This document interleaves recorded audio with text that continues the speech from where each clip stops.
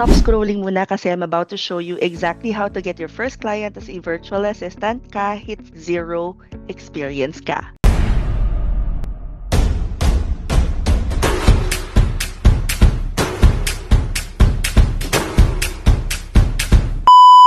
"16 years ago, I was once in your shoes. No skills, no portfolio, but guess what? Meron ako nagawang, I strongly believe is a proven system on how to land your first client. Hi, I'm Mary, and nagtuturo ako kung paano maging virtual assistant in Taglish.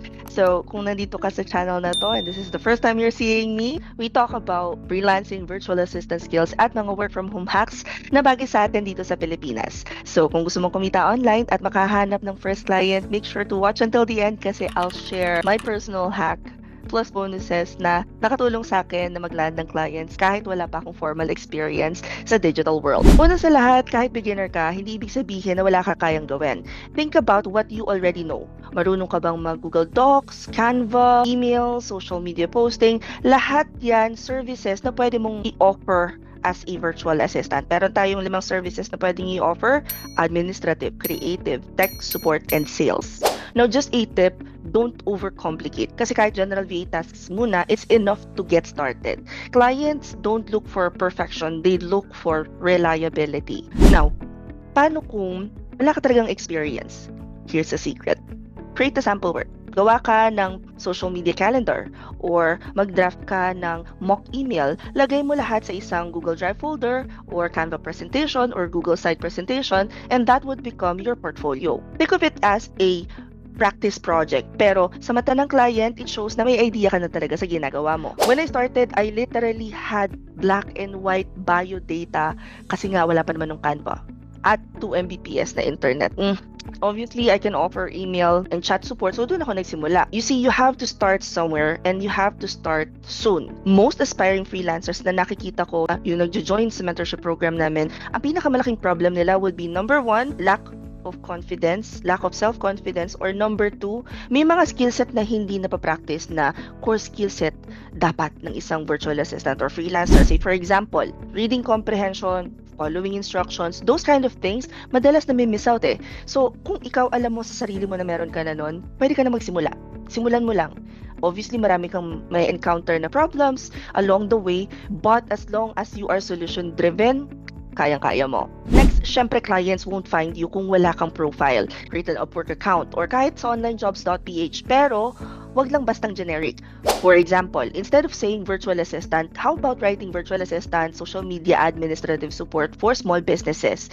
That is SEO for freelancing. Lagyan mo ng keywords para mas searchable ka. I-optimize mo yung profile headline mo. Utilize ChatGPT para i-counter-check ano ba yung mga transferable skills mo. There are so many ways right now for you to figure out kung ano nga ba yung service na pwede mong i-offer as a freelancer. But that's where you start. Ano yung service na gusto mong i-provide online. Next, join Facebook groups or freelancing communities na maraming MSMEs and business owners na nagpo-post directly. For example, kung ang target market mo ay mga real estate agents dahil gusto mo maging real estate virtual assistant, magpunta ka sa mga Facebook groups kung saan nagpo-post ang mga real estate agents. And I know a lot of people would say crowded na ang Upwork and it is easier to get the attention of the clients through social media, so magpapansin ka. In fact, my very first client sa Odesk, ito is yung bago pa maging Upwork, was back when hindi pa nag-i-exist ang Facebook groups. And ang task ko lang nun was to get people to like this Facebook page. Imagine, wala pang Facebook groups, literal. Wala pa siya sa platform. Nandun na ako sa Facebook at meron na akong client for social media. You see, kahit simpleng comment or task lang, as long as you are able to prove to your clients na reliable ka, kayang-kaya siyang maging long-term project na. Now, if you want me to create a full tutorial on how to pitch inside Facebook groups, just comment FB client below. I'd probably create that later on. But again, kahit zero experience ka, may clear path naman tayo. Number 1, define your services. Number 2, create a portfolio. Next, optimize your profile. Now, here's another tip, and I know that it's been out there, but I still want to remind you. Ito yung madalas na mali ng mga beginners, yung copy-paste proposals. Wag, don't.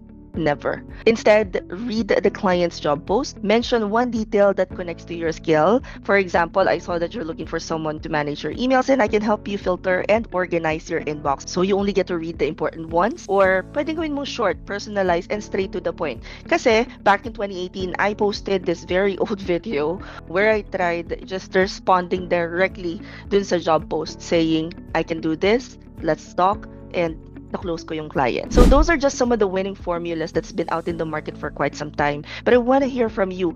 Ano yung skill na una mong gagamitin para ma-offer as a virtual assistant? I-comment nyo dyan sa baba and don't forget to hit subscribe kasi sa next video, I'll show you exactly how I price my VA services in 2025. That's it for this vlog. I'll see you on the next one.